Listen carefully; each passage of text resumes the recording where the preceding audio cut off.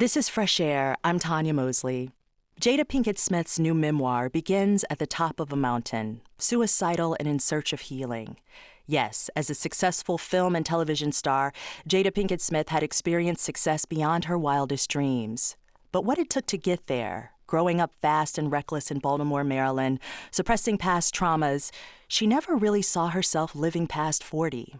In her new memoir, Worthy, Pinkett Smith contends with the ways she coped in life, growing up with parents who struggled with drug addiction and the choices she made to survive. She takes us through her career and the inner workings of Hollywood as a young Black actress in the 90s and 2000s, and she shares new details for the first time on what she calls a highly misunderstood narrative about her marriage to famed actor Will Smith.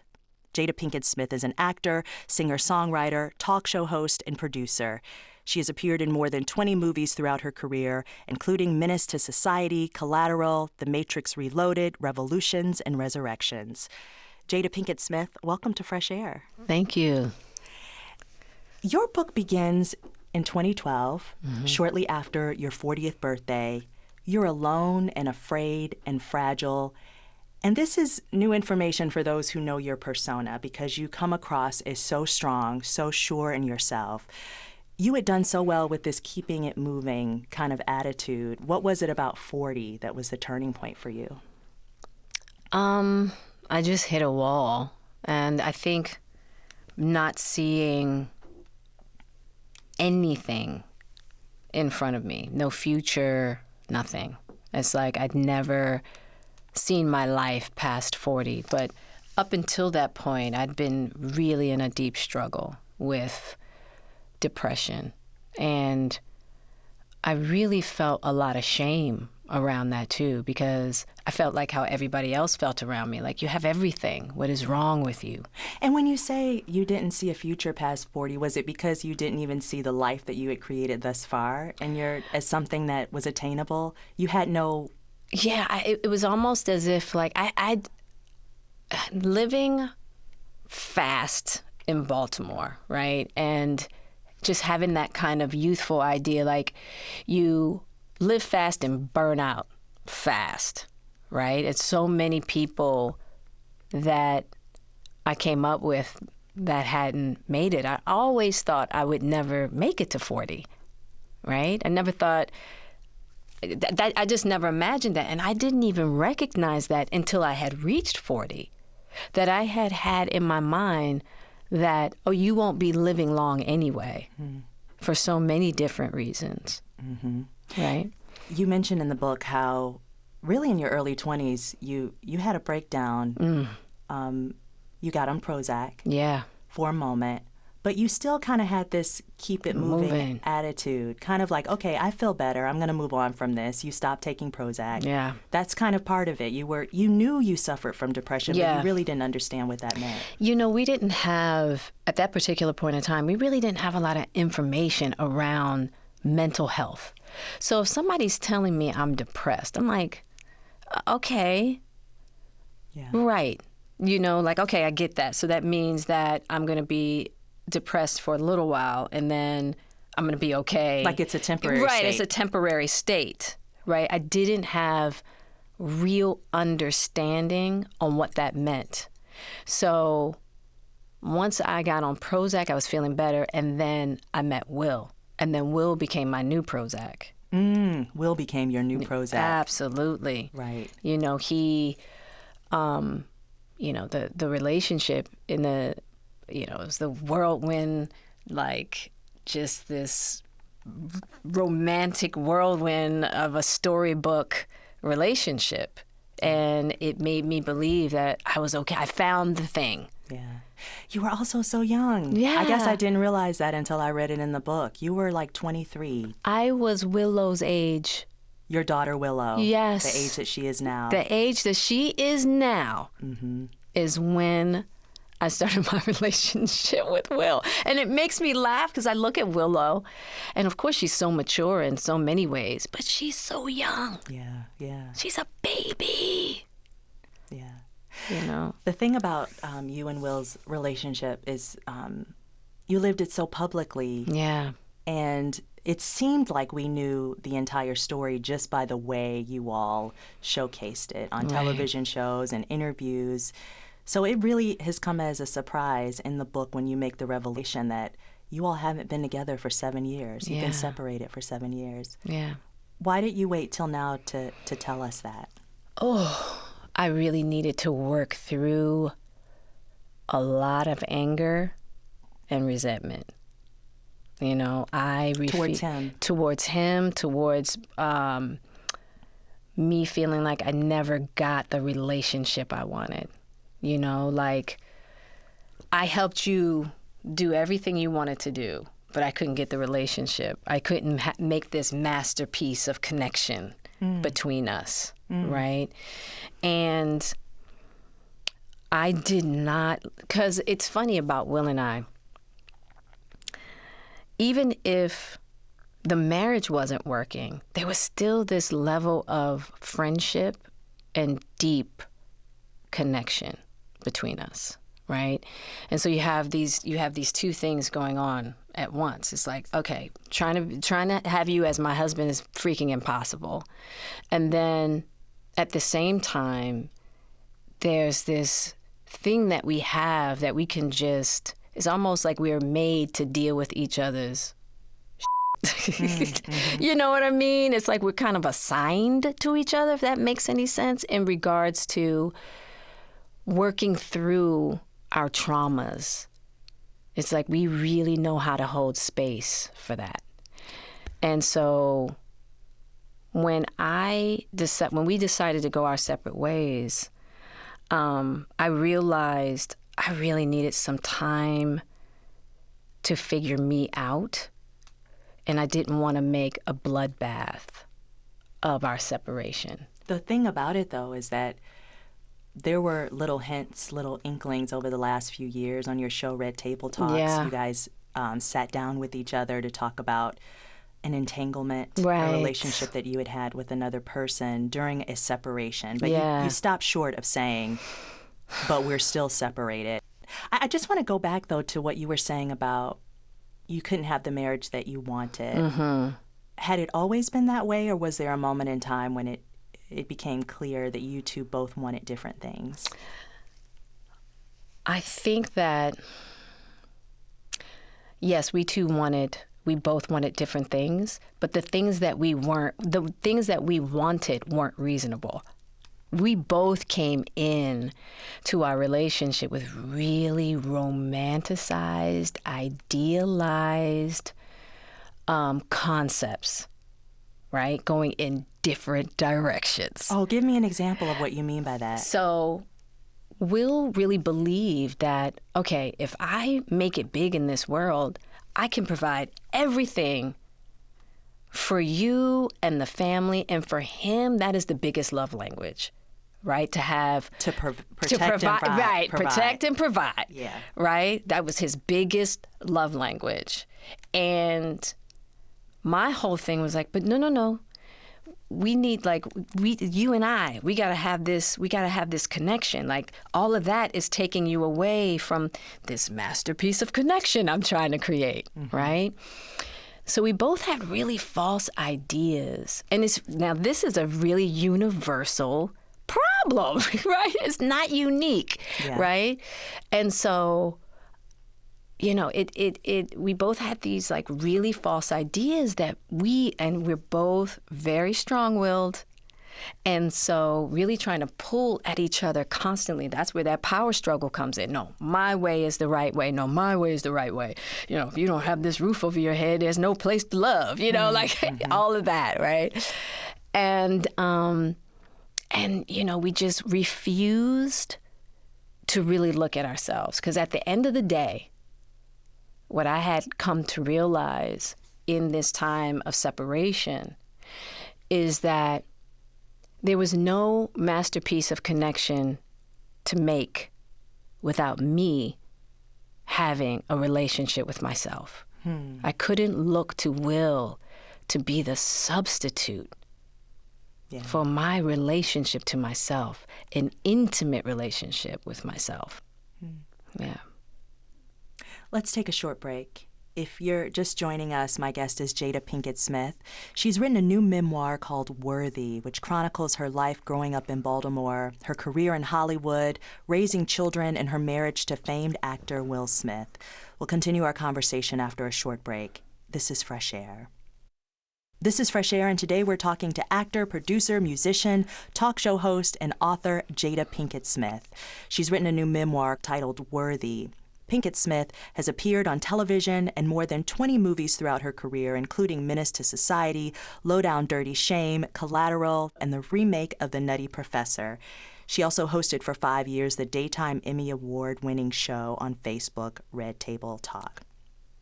You all were just such the representation of Black love. Right. And you were on the Oprah show, I remember, and you had your 2 young children there, Yep. and I think Willow came out with a purse. Yes, and our two teeth were missing. Mm-hmm. But you all seem to exemplify, like, the possibilities. Absolutely. And you seem so sure about your love and your connection.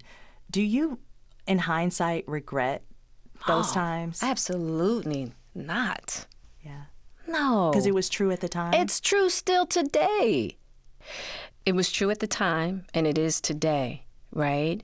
And it's looking for the authentic construct, the authentic paradigm, right? And it's like at that particular point in time, of course, we had our issues, but we love each other. Yeah. And you were still striving at And that we were time. still Yeah. striving. And even today, listen, the relationship that this new path that Will and I are on is not probably going to be that which is in the ideal. What do you mean by that? Meaning, like, maybe I will still keep my house and, live separate. I don't know yet, right? Because we are still in that process of, like, healing. Because since what happened at the Oscars, that actually brought us closer. Okay, let's talk about it. The infamous slap at the 94th Academy Awards ceremony. You devote an entire chapter to it in the book. You call it the holy joke, the holy slap, and the holy lessons. Yeah. You have alopecia, and Chris Rock made a joke about your look, calling you G.I. Jane. And Will walked on the stage and slapped Chris. And you initially thought you were seeing a bit. I thought I was seeing a skit because he had been going back and forth backstage all night. From being in the audience to going backstage. Yeah. And when he got up, I was like, because, all night people were doing, like, really this kind of, like, interesting, people getting up on stage. There was, people, some of the hosts talking to the audience members and what have you. It was like this, back and forth with people, which was different. Hadn't been quite like that because the stage was really low. So when he got up and walked on stage, I thought to myself, did he not tell me that he saw Chris backstage? Because even how Chris reacted when Will walked on stage was like, oh, here's Mr. Smith. I was like, oh, this is interesting, right? He didn't say anything to me. And then when he swung and Chris slipped the shot, from my point of view, you thought he slipped the shot. Like he ducked back, and there was no contact made because I didn't see Will make contact. And Chris was still standing. You got to understand, I've seen Will knock professional fighters down. Right, he played Muhammad Ali. He played Muhammad Ali, and he's a heavy hitter. Okay? And so I was like, there's no blood. Chris is still standing. There's no swelling. I'm like, oh, this is interesting. And then when he turned around and he started walking back, I was like, no, this is not a skit. Something's not right. First off, before we even go there on when you realized what happened, you all were separated at the time, so how did it even come to be that you had gone with him to the Academy Awards? So once he finished Emancipation, the movie, once he finished the movie, a lot of stuff started coming up for Will. A lot of stuff came up for him. It was a very challenging movie to shoot. It's about slavery. Yeah. Yeah. It was really challenging. And he asked me to get into some therapeutic spaces with him. And at first, I was a little hesitant, and then I was like, nah, this is about healing. Because at that particular point, let me tell you, I've gone back and forth over and over again about, nah, we're getting a divorce. No, it's, just like this back and forth with me. And so when he asked me, I said, okay. And so we started doing some really deep work.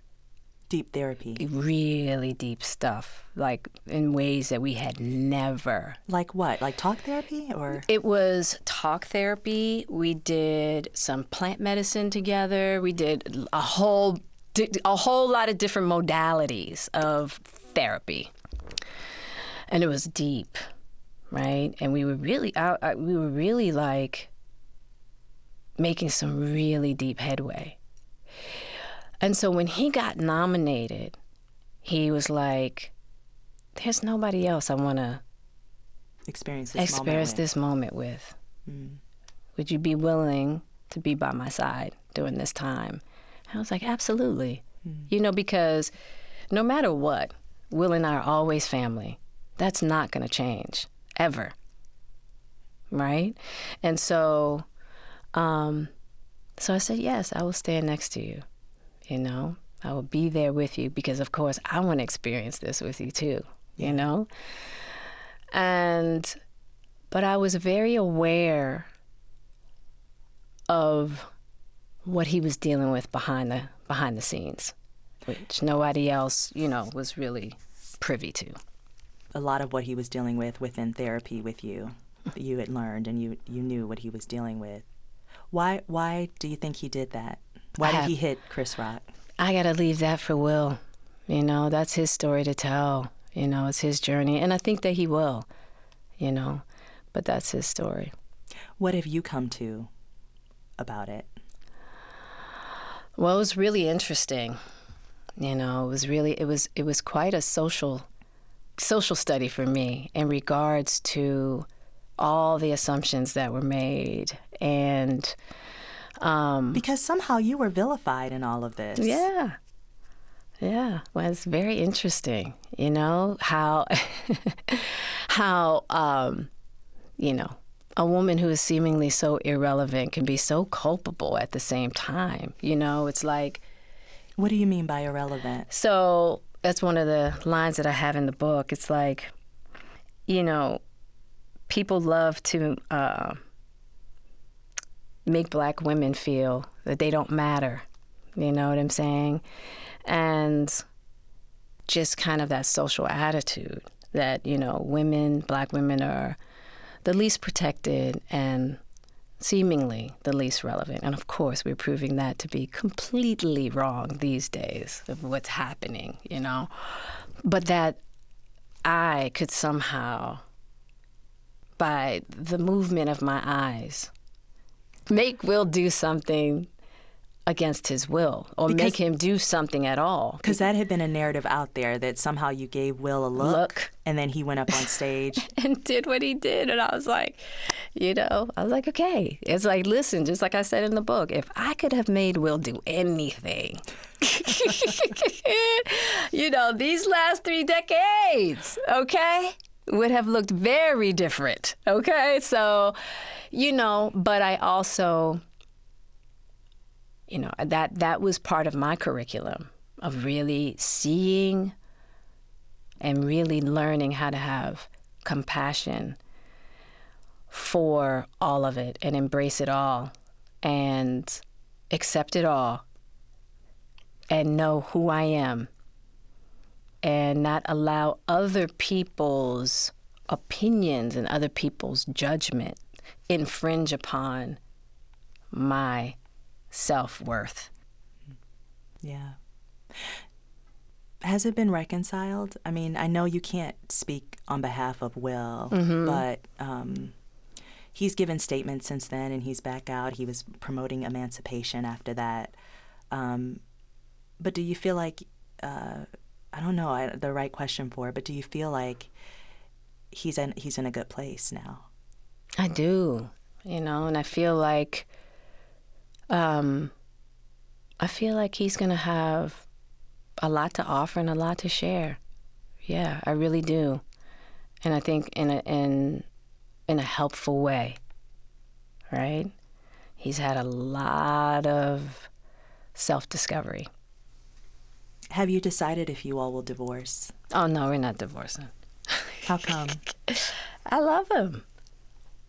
He loves me. We just got to figure it out. And we're in the process of doing that. Our guest today is actor, producer, and author Jada Pinkett Smith. She's written a new memoir titled Worthy. We'll continue our conversation after a short break. I'm Tonya Mosley, and this is Fresh Air. This is Fresh Air. I'm Tonya Mosley, and my guest today is Jada Pinkett Smith. Her new memoir, Worthy, takes the reader through her life growing up in Baltimore, her career as an actor, singer-songwriter, talk show host, and producer, as well as her marriage to famed actor Will Smith. Jada Pinkett Smith has appeared in more than 20 movies throughout her career, and her talk show, Red Table Talk, which ran on Facebook for 5 years, received a Daytime Emmy Award. So, Jada, you've lived a public life for so long. It was really interesting for me to read in the book about your life before Hollywood, because we know so much about what's happened, throughout your career. It also really sets the stage for where you were when you were 40 years old, when you had this crisis, Mm-hmm. So you grew up in Baltimore. Your grandparents were a big part of your life. Your parents, Adrienne Banfield and Rob Saul Pinkett, were high school sweethearts and married shortly after your mother got pregnant with you at 17. Your mother has been in recovery for quite a while. We learned about that on Red Table Talk. But when you were growing up, you describe her as a full-blown, high-functioning heroin addict who was holding it all together. Mm-hmm. What did that look like? My mother was, at one point, a head nurse at a woman's clinic, okay? And was deep in her heroin addiction. And how old were you about that time? 16. Yeah. And you would see my mother and she would be really well put together. I mean, sharp, beautiful. You wouldn't really recognize her level of dysfunction unless you were inside her world. And you were inside her world. I was inside her world. But on the outside, never know. You, after watching her, said to yourself, what is going to be my hustle? Yeah. You knew you were creative, you liked lots of things, you were an actor, you were going to this wonderful school where you were acting and auditioning for things, but you also were selling drugs. Mm-hmm. And I want you to paint a picture for us of how selling drugs would seem like a viable option for you at that age. Oh, yeah, because, in our environment, we didn't have doctors, lawyers, professionals, that were in our neighborhoods, right? That were like, that's how you do it. Like that person over there, we had hustlers. So they were the role models. They were the role models because they had the cars, they had wads of cash, they had, protection and security. They were loved, all of that, right? And so for me, I was like, I want that. I want it now. And it was something that you could have instantly, right? And so, in my mind at that time, that's what I believed. I needed to have power, safety, security, love. What were you selling? I was selling crack cocaine. At one point, you felt like, okay, I'm going to be a queen pin. Mm-hmm. You were really deep into it. I was. What did that look like? You were going to school by day, and then what? Yeah, going to school by day, sometimes leaving school in the afternoon and making runs, and then, come back. Like, school for me, I came and go as I pleased. That was just, I mean, thank goodness that the faculty there really saw my potential. And my high school diploma was literally a gift because they were just like, get out of here, get to North Carolina and do something with yourself. Right, because you went on to North Carolina School of the Arts. But did you ever feel conflicted knowing that your parents struggled? Never. Yeah. Never. Because when we grew up in a war zone. So here's the deal. Drugs was going to be part of your life, okay? You could use drugs. You could be a drug dealer's girlfriend. You could sell drugs. There was no not having a relationship to drugs, right? And so you just figured out, okay, well, what relationship do you want to drugs, right? And I'm not, of course, when I think back in hindsight, in the mindset, the clarity that I have now, it's just like, what is that? And I have remorse for a lot of my activity back then, But at that time, I was so immersed in a different mindset and in a different kind of environment, that there was this level of survival for me. And so survive by any means. You survive by the resources that you think are right there.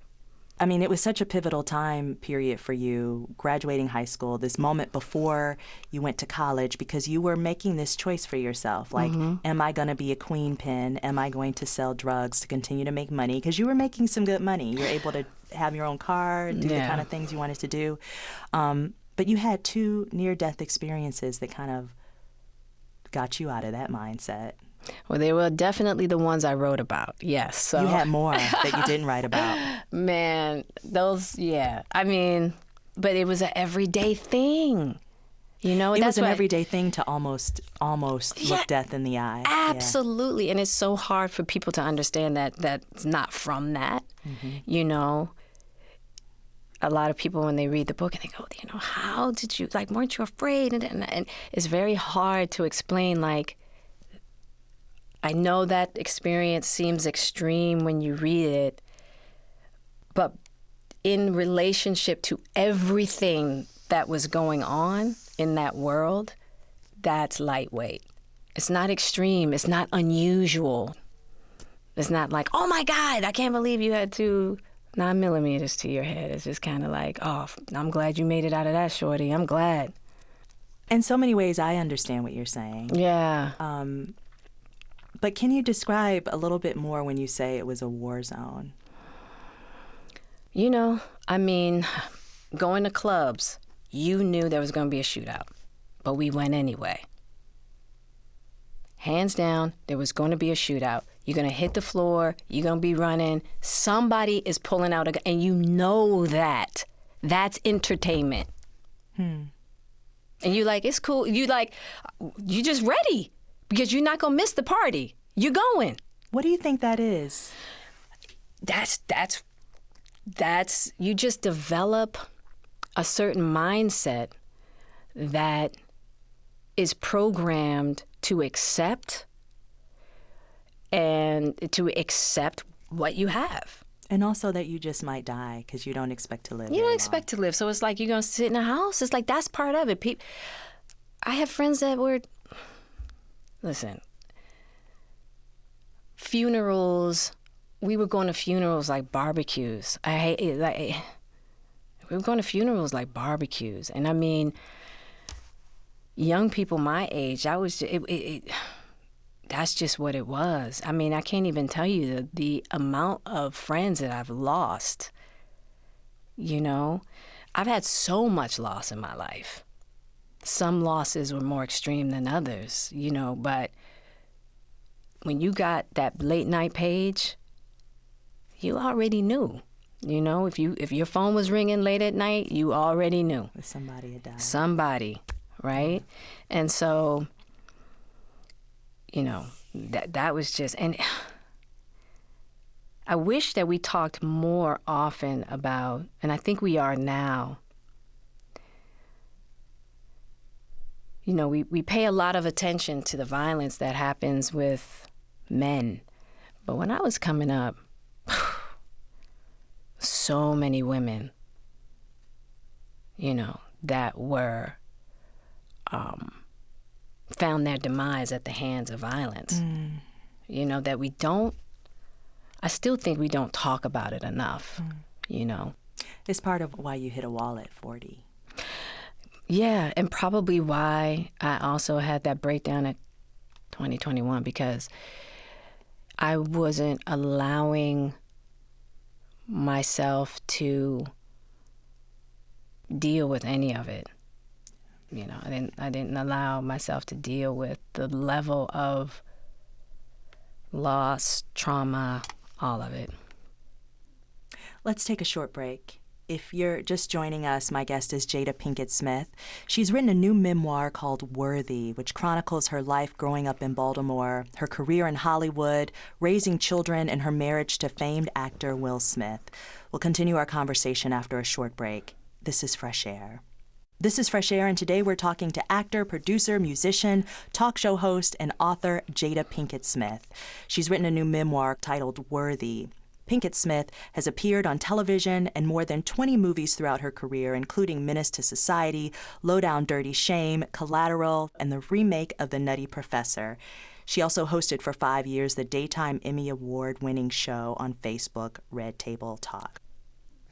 You seem to have this way of knowing what works for you. I think I laughed out loud when I saw that you turned down being the best friend for the hit sitcom Blossom. Yeah. You were going to be, they offered you that role.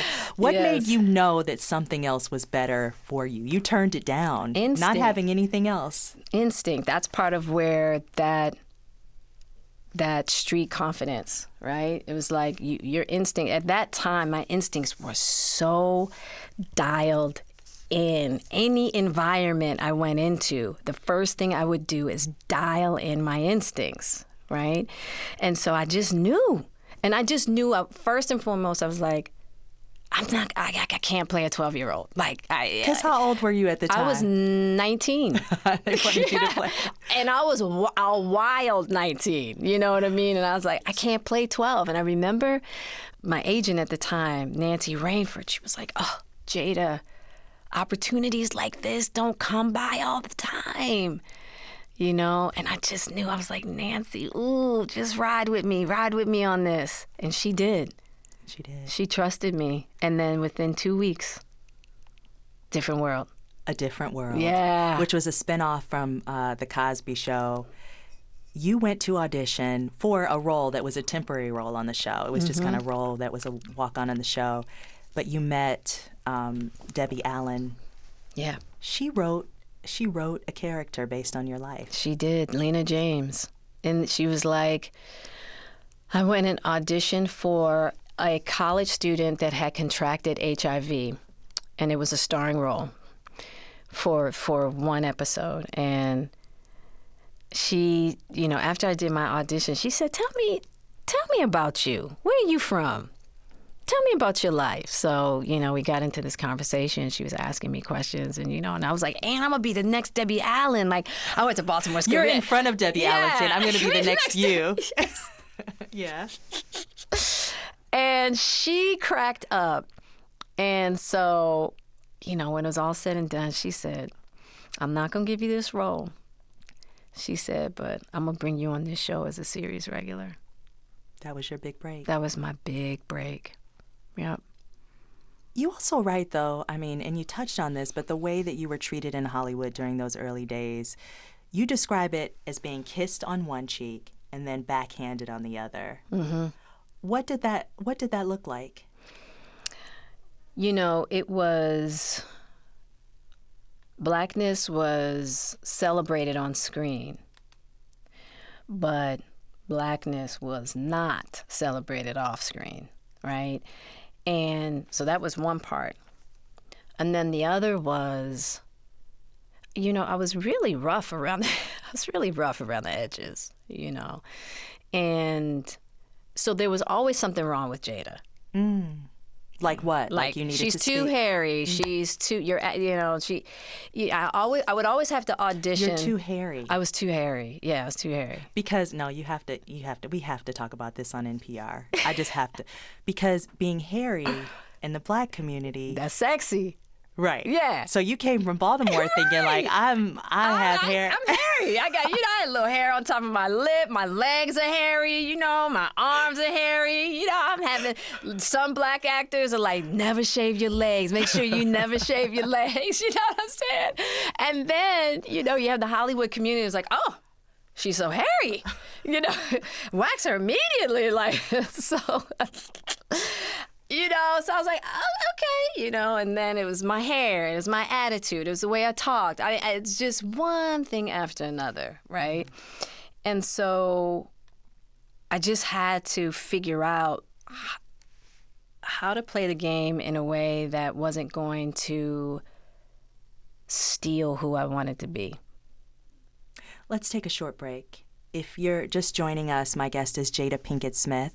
She's written a new memoir called Worthy, which chronicles her life growing up in Baltimore, her career in Hollywood, raising children, and her marriage to famed actor Will Smith. We'll continue our conversation after a short break. This is Fresh Air.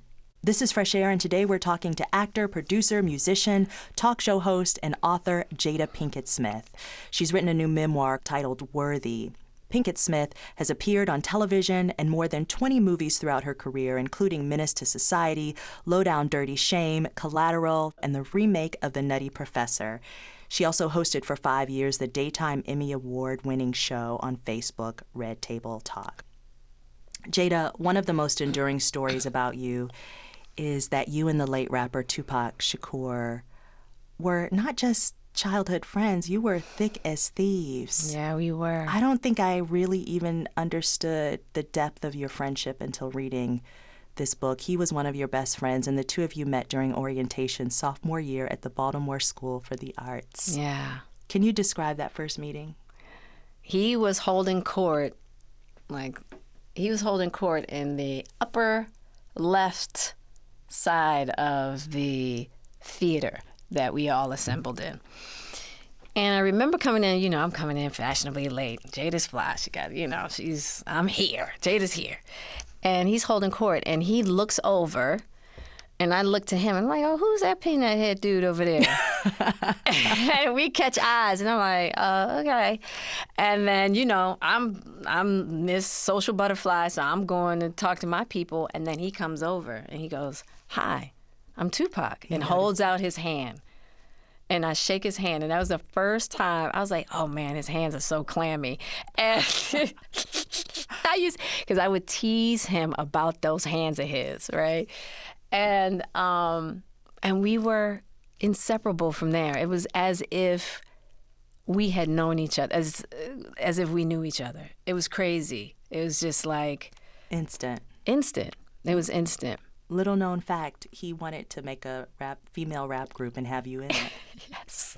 And he succeeded. He had me part of the female rap battle group. And I did one rap battle because I couldn't rap at all, okay? And I did one rap battle. We won, and I was like, that's it. I'm not going to, because he was so Was hardcore. it freestyle or was it? No. What was it that you guys did? He wrote it? Yeah, he wrote me a rhyme. Wow. And I found, when I was writing the book, I had to go through all of my letters and what have you. And I still have letters from him, from high school. And so I found a rap that he had written for me during that time, and it was awful.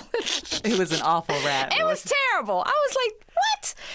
But he probably had to really simplify it because I just couldn't rap, so. By today's standards, when we hear letters, we think, wow, that you only write letters if it's romantic. But back in the day, that's how we communicated. That's right. We didn't have texts and emails. We had letters. Right. Yeah. Your relationship with Tupac wasn't romantic. No. Yeah, that's something that is, I think when people hear a guy and a girl so connected in the way that you guys are or were, how would you describe it then? I think some relationships you just can't really give a title to. That's what I'm starting to realize. You know what I mean? It's like, because it encompasses so much. You know what I mean? It's like, he was like a father to me at times. Sometimes he was like a brother, a big brother. Sometimes he was like a little brother. Sometimes he was like a platonic boyfriend. Sometimes he was like, my nemesis, And he was so many things to me. When he wrote the song "Dear Mama," which it's still an anthem for imperfect mothers. All of us are imperfect mothers, Absolutely. Really. But he sent it to you to listen to. Yeah. And what did you think about it when you first heard it? I loved it. He was a little concerned. Yeah. And not About concerned what? but like what you think? Because at first he was like, I wrote this about our moms, And of course it was about his mom, but... And your mom. The idea that a mother who's addicted to, substances. And he didn't know if he wanted to bring that journey to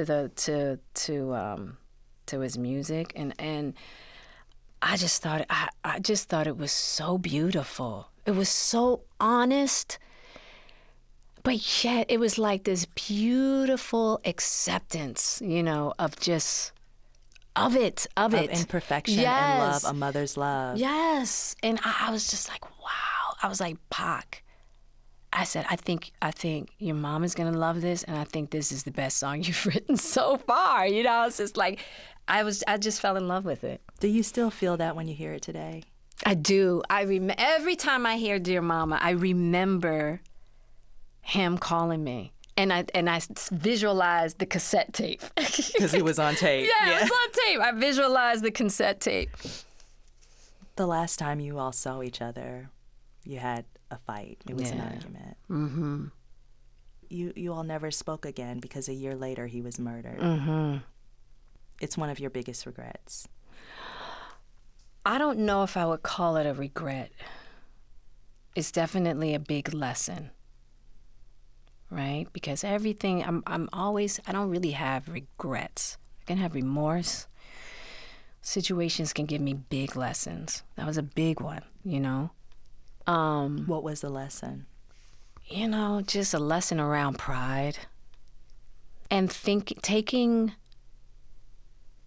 time for granted and thinking, I really thought Pac was invincible at that time. He had been through so much, right?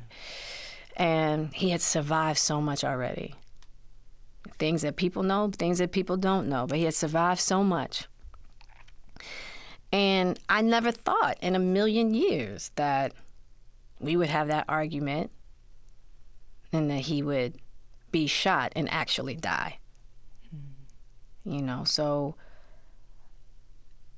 I really learned not to allow my pride to keep me from communication and reconciliation, right? And so even now, as morbid as it might seem, like if I'm in a deep conflict, the first place I go to, if I'm in a deep conflict with somebody, I go, if you were on your deathbed, or if this person was on their deathbed, would this moment matter? And most of the time is no. Unless I got some real strong pride. You know what I mean? But most of the time it's no, and that rectifies it right there. Yeah. Do you ever think about what your friendship would have evolved to had he not been murdered? Oh, yeah. One thing's for sure. I do believe he and Will would have been really good friends. I do. I really believe that. I believe they would have been really good friends. They would have had a lot to offer each other. A lot to offer each other. I think he would have adored my children. I think one thing that people don't know about Tupac is that he loved kids. He loved kids. He loved children. He loved children. And it would have been nice to see, his daughter or his son. Yeah. Jada Pinkett Smith, thank you so much for this conversation, and thank you for your book. Thank you. Thank you. I appreciate it. Jada Pinkett Smith's new memoir is titled Worthy. You always was committed. A poor single mother on welfare. Tell me how you did it. There's no way I can pay you back. But the plan is to show you that I understand. You all appreciate it. Don't you know we love you, sweet dear mama. Place no one above you, you all appreciate it. To keep up with what's on the show and to get highlights of our interviews, follow us on Instagram at NPR Fresh Air. Fresh Air's executive producer is Danny Miller. Our technical director and engineer is Audrey Bentham. Our interviews and reviews are produced and edited by Amy Salad, Phyllis Myers, Sam Brigger, Lauren Krenzel, Heidi Saman, Anne-Marie Baldonado, Teresa Madden, Thea Challoner, Seth Kelly, and Susan Nyakundi. Our digital media producer is Molly C.V. Nesper. Roberta Shorak directs the show. For Terry Gross, I'm Tonya Mosley. And there's no way I can pay you back, but my plan is to show you that I understand.